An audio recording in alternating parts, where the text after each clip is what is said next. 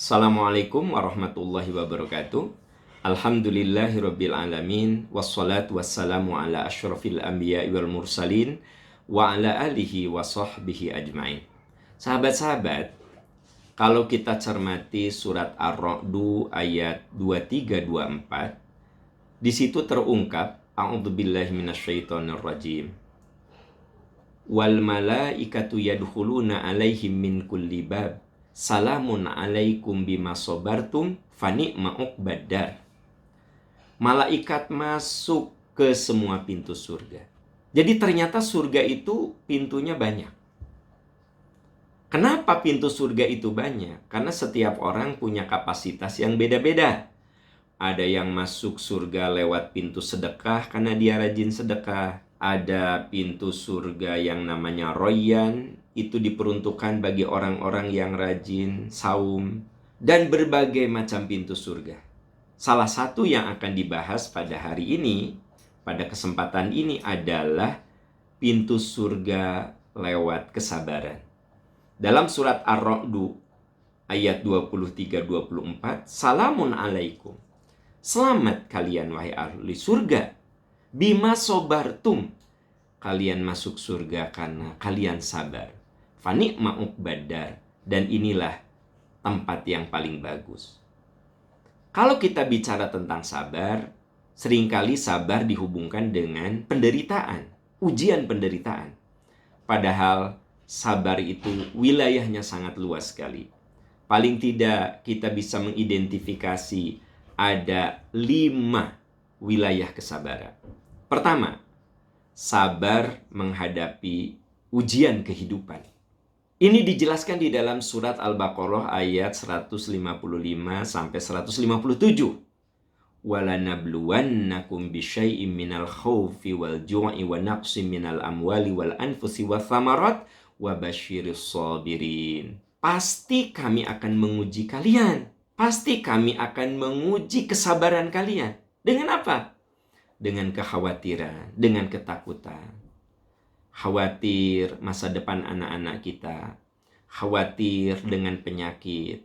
Khawatir dengan bisnis. Kami akan mengujimu dengan kekhawatiran. Dengan kelaparan. Yang dimaksud lapar di sini belum tentu karena kita tidak punya makanan. Tapi boleh jadi diuji dengan lapar itu, kita tidak boleh memakan makanan itu lagi. Sate nggak boleh, daging ayam nggak boleh, telur nggak boleh. Berarti kan diuji dengan kelaparan. Wa naqsim minal amwal, dan diuji dengan kekurangan harta. Ada yang usaha apapun selalu mengalami kegagalan. Seret sekali hartanya, diuji dengan kekurangan harta. Wal anfus, diuji dengan kehilangan orang-orang yang kita sayang. Ada seorang istri punya suami soleh sekali, ternyata umurnya pendek. Tapi ada juga orang yang punya suami zolim banget, umurnya panjang. Nah, diuji dengan jiwa. Wa basyiris sabirin, berilah kabar gembira orang yang sabar. Alladzina idza ashabathum musibah qalu inna lillahi wa inna ilaihi rajiun. Orang yang kalau diuji, dia bergantung diri kepada Allah, menyerahkan segala daya dan upayanya pada pertolongan Allah. Inilah sahabat-sahabat ujian pertama, yaitu ujian kehidupan. Yang kedua, sabar menghadapi ujian nafsu. Dalam diri kita itu selalu ada dorongan baik dan buruk. Anda bisa lihat di dalam surat ke-91, surat Asy-Syams. Fa'alhamaha fujuraha wa taqwaha, qad aflaha man zakkaha wa qad khaba man dassaha. Pada diri manusia itu diilhamkan, ditanamkan, diinstalkan fujur, dorongan buruk, wa taqwaha, dan dorongan baik. Qad aflaha man zakkaha, sungguh beruntung orang yang selalu memerangi dorongan buruknya, alias berusaha membersihkan jiwanya. Wa qad khaba man dassaha, dan sungguh rugi orang yang selalu mengikuti dorongan-dorongan buruknya. Jadi dalam diri kita selalu ada kompetisi. Dalam diri kita selalu ada persaingan. Dorongan baik dan buruk. Dorongan dermawan dengan dorongan pelit. Itu berkompetisi. Jiwa pemaaf dengan jiwa dendam itu berkompetisi. Ada saat kita katakan, aku harus memaafkan dia. Tapi tidak lama kemudian, aku nggak akan memaafkan. Dia keterlaluan. Ada saat, oke, aku akan bantu dia. Tapi dalam waktu yang bersamaan, ada bisikan, jangan dibantu. Nanti dia keenakan. Selalu dalam diri kita itu ada persaingan antara baik dan buruk. Maka kita harus bersabar menghadapi nafsu-nafsu buruk, dorongan-dorongan buruk. Itu yang kedua. Yang ketiga, sabar dalam beramal soleh. Sahabat-sahabat sekalian, dalam beramal soleh ini butuh sabar saat kita melaksanakannya, sabar setelah melakukannya, sabar menghadapi ria, sabar menghadapi kemalasan. Ada saat sebelum tidur kita bersemangat, ya. Saya mau bangun jam 3. Ternyata pas jam 3 pagi, alarm sudah berbunyi, kita bangun. Malas sekali kita ini. Nah, itu namanya sabar dalam beribadah. Kita lawan jiwa malas kita. Sabar dalam beribadah. Ketika kita sudah melaksanakan ibadah, kita harus sabar. Jangan sampai ibadah yang kita lakukan ini kita pamerkan.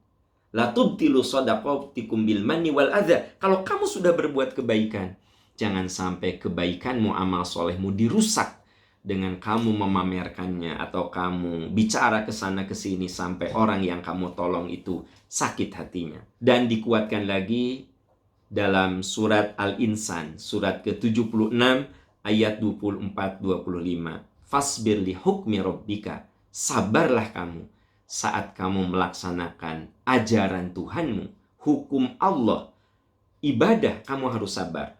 Fasbir li hukmi rabbika wala tuti' minhum athiman aw kafura. Wadhkurisma rabbika bukrata wa asila. Dan zikirlah kamu kepada Allah bukrata wa asila, baik pagi ataupun petang. Kita disuruh oleh Allah Subhanahu wa taala untuk sabar dalam melaksanakan ibadah.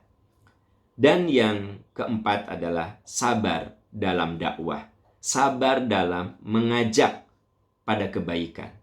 Saat kita mengajak anak-anak kita sholat, butuh kesabaran. Saat kita mengajak untuk berbuat amal soleh, kita butuh sabar. Di dalam surat Luqman, surat ke-31 ayat 17, Luqman pernah menasihati anaknya, ya bunayya, wahai anakku, aqimis sholah, tegakkan oleh kamu sholat, wa'mur bil ma'ruf, ajak orang untuk berbuat baik, wanha anil munkar, cegah orang dari perbuatan munkar, wasbir ala ma asobak, dan sabarlah kamu atas apa yang menimpa dirimu. Jadi ayat ini menggambarkan ketika kita mengajak kepada kebaikan, butuh sabar. Bapak yang jadi ketua DKM, Anda melaksanakan, Anda membuat program-program, maka Anda kudu sabar dalam dakwah. Karena boleh jadi ada yang menyambut rencana Anda, ada juga yang boleh jadi tidak peduli, ada juga yang mungkin malah melecehkan program Anda. Yang penting kita berbuat, menegakkan amar ma'ruf dan nahi munkar, dan di saat itulah kita butuh segudang kesabaran. Dan yang kelima, kita harus sabar menghadapi berbagai karakter orang. Manusia itu beda-beda, ada yang pemaaf, ada yang pendendam, ada yang ramah, ada yang jutek, ya. Ada yang pemaaf, ada yang kerjaannya selalu ngomongin orang, memfitnah orang. Kita harus sabar menghadapi berbagai karakter orang. Di dalam surat Muzammil ayat 10 Allah berfirman, wasbir ala ma yaquluna wahjurhum hajron jamila. Hendaklah kamu sabar atas apa yang mereka omongkan dan tinggalkan mereka dengan cara yang baik. Ayat ini menggambarkan bahwa kita harus sabar menghadapi berbagai karakter orang. Kita sabar menghadapi suami karena karakternya yang buruk, menghadapi istri karena karakternya yang buruk, menghadapi teman karena karakternya yang buruk. Bersabarlah.